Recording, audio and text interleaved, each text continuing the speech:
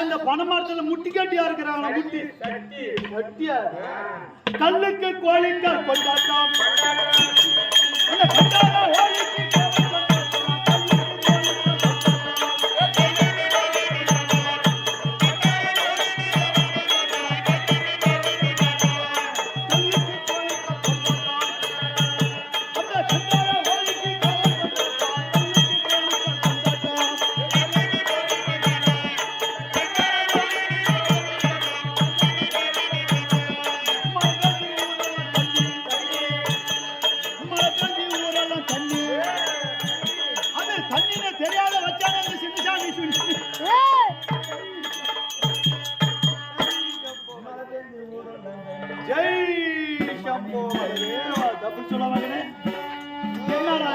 எனக்கெல்லாம் காசி போக்கிறீர்கள்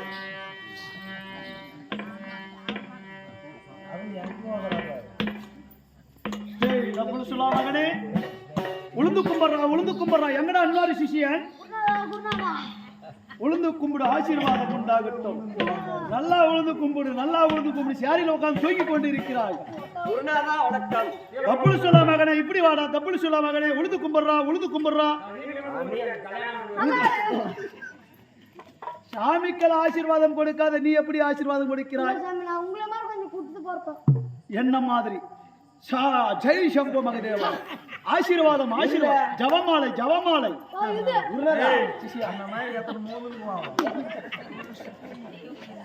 என்னுடைய ஜவமாலை சிஷியா ஆமா இதுக்கு பாரு என்ன சிஷியா இப்படி சாமிக்கள் வருகிறது சாமிக்கள் இப்படி வருகிற போது சாமிக்கள் எங்கிருந்து வருகிறது தெரியுமா தங்கள் பேர் என்ன சாமிக்கள் இமயமலை சாலையிலிருந்து வருகிறது ரயில் ஏறி வருகிறது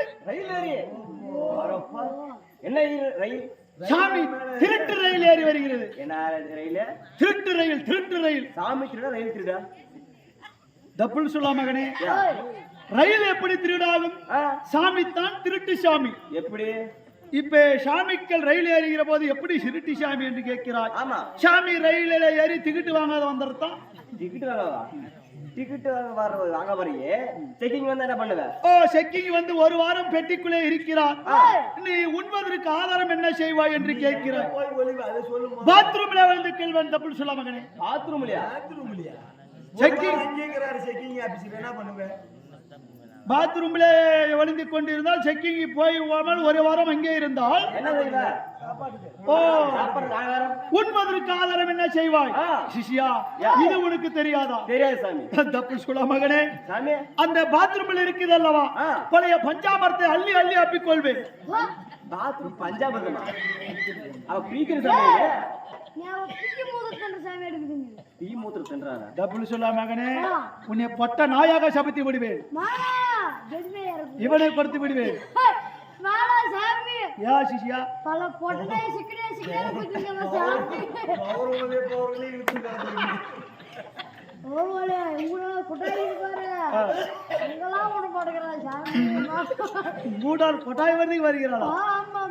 சரி விடு பொட்ட நாய் தான் உனக்கு வேண்டாம் பொட்ட கலவையாக சபித்து விடுகிறேனே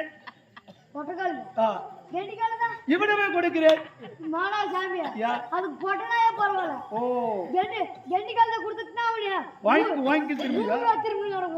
சரி சாமி உனக்கு இது வேண்டாம் அது வேண்டாம் ஊரிலே நடு ஊரில ஒரு குட்டி சேவரா போகும்படி சாபம் கொடுத்து விடுகிறேன் குட்டி சேவரா அதுக்கு இப்ப சொன்னியா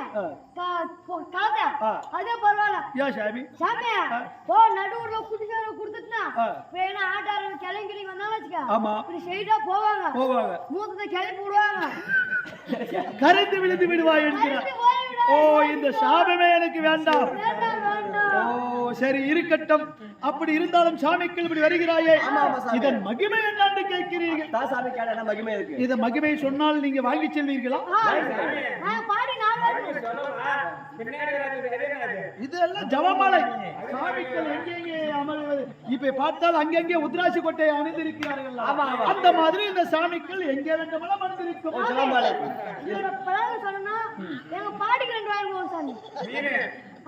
இதன் மகிமை நன்றாக கேளுமடா சிஷியா ஓடினாலும் ஓட விடாது அது உங்க பாட்டிது. சாமி உனக்கு வேண்டுமா? சொல்லுங்கள் மகிமை. குமிர்ந்து நிமிர்ந்தால் குமிழ்ந்து நிமிர்ந்தால் குமிர்ந்து நிமிர்ந்தால் நிமிர்ந்தால் தொங்க விடாது. அது எது? அது மம்மாளுது.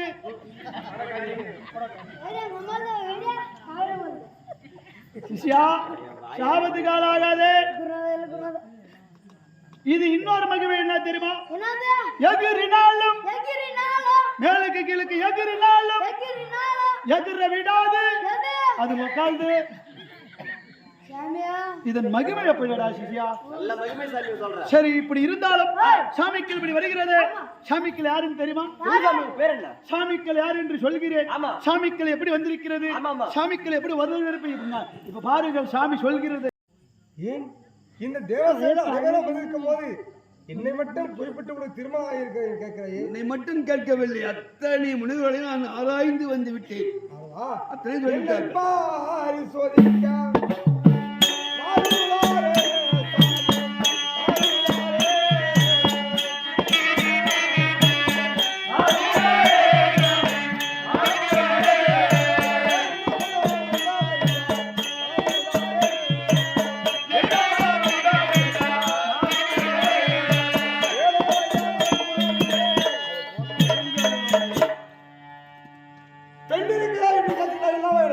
ஆமா, நானும் என் மனைவன் ஞானசந்தா இருவருக்கும் மனம் திருமணம் முடிந்து முடிந்து வெகு நாள் ஆகிறது.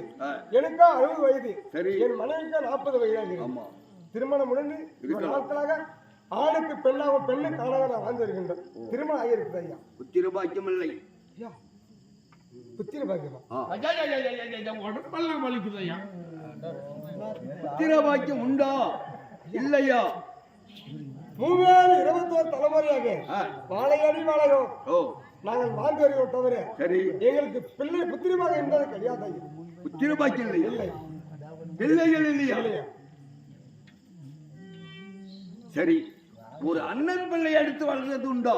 நாரதமாக என்ன? அண்ணன் பிள்ளை வளர்க்க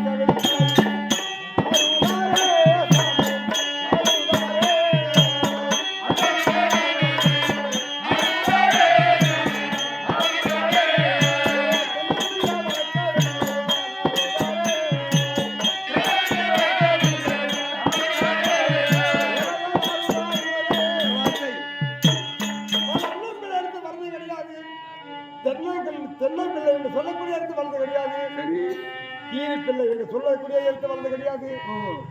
இதுவரைக்கும் என் கணவன் மனைவி இருவரும் தான் மனைவிக்கு கணவனாகிறோம், கணவனுக்கு மனைவாக தான் வாழ்ந்தோம் தவிர இதுவரைக்கும் நாங்கள் எதுவும் எடுத்து வளர்ந்தது கிடையாது. இனிமே பார்க்கவில்லை. பார்க்கவில்லை.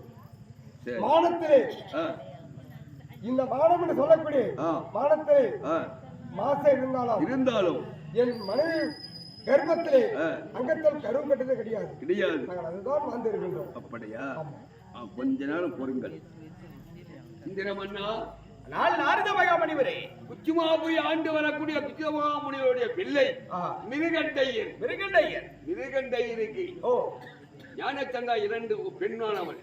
கணவன் மனைவியோடு தான் இருக்கிறார்களே தவிர திருமணம் ஆயிருக்கிறது. பிள்ளைகள் இல்லை, புத்திர பாக்கியம் கிடையாது. புத்திர பாக்கியம் இல்லையா? ஆமா. ஜெய் சம்பா மகதேவா. இந்திரமன்னனே, டோகரிசி, என்ன வார்த்தை? திருமணமாயிருக்கிறது, கணவன் மனைவி இருவர் தான் இருக்கிறார்கள். ஆனால் பிள்ளையே இல்லை என்று சொல்கிறார். அவருக்கு பிள்ளை இல்லாத பாவி இருந்து பேருலகில் வாழ்வதற்கு தகுதியற்றவளா இருக்கின்றார். பேர் சபையில் இருப்பதற்கு சபைக்கு வரலாமோ? கிடையாது. எதற்கு உடம்பெல்லாம் சோர்வாகி இருக்கிறது என்று இப்போதுதான் தெரிகிறது. அனைவருக்கு பெண்டி உண்டு, பிள்ளை உண்டு. அவர்களுக்கு பிள்ளையே இல்லை. பிள்ளை இல்லாத பாவி இந்த பேர் சபையில இருப்பதற்கு அருகதையற்றவன். தேவேந்திர மன்னனே, தாங்கள் உத்தரவின்படி இந்த தேவ சபையை விட்டு வெளியே பிடித்து தள்ளுகிற அந்த சபையில் இருப்பதற்கு அவர் அருகதை கற்றவர். பிள்ளை இல்லாதவன் இந்த பேர் உலகிலே வாழ்வதற்கு தகுதியற்றவர். அதனால் இந்த தெய்வ சபையே இருப்பதற்கு அவளுக்கு தகுதியே கிடையாது. அதனால் இந்த தெய்வ சபையை விட்டு நீங்கள் அவளை பிடித்து தள்ளிவிடுங்கள். கமண்டலத்தில் பிடித்து தள்ளிவிடுகிறேன். நீங்கள் கையால் தட்டினவனு அவர்களே தொலைத்தது உண்டானால் பாவம் உங்களை வந்து சேரும். நீங்கள் இந்த கமலத்தை விட்டு துரத்துங்கள். மறுபடியும் நான் பார்த்து வருகிறேன். இந்த சபைக்கு வர தகுதி இருக்குதா? ஐயா உனக்கு இந்த சபைக்கு வர தகுதி இருக்குதா? ஐயா நிறுவம் வந்திருக்குது. நிருபம் வரலாம். நமக்கு போறதுக்கு தகுதி வேணுங்க. பிள்ளை இருக்குதா? பிள்ளை பிறந்து இறந்து இருக்குதா? இல்லை.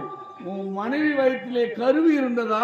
1 மாதம் 2 மாதம் 3 மாதம் அல்லது 7 மாதம் 5 மாதம் இருந்து கருவு கலவே கிடையாது. அப்படியாப்பட்ட மானம் கட்டவன் இந்த சபைக்கு வரலாமா? நீ தகுதியற்றவன், பிள்ளை இல்லாத பாவி ஆகிவிட்டாய். இந்த பேர் சபையிலே அவன் பெரும்பாவி மைந்தன் இல்லாத மகாபாவி பாவி. ஆமா. இந்த சபையை விட்டு பிடித்தது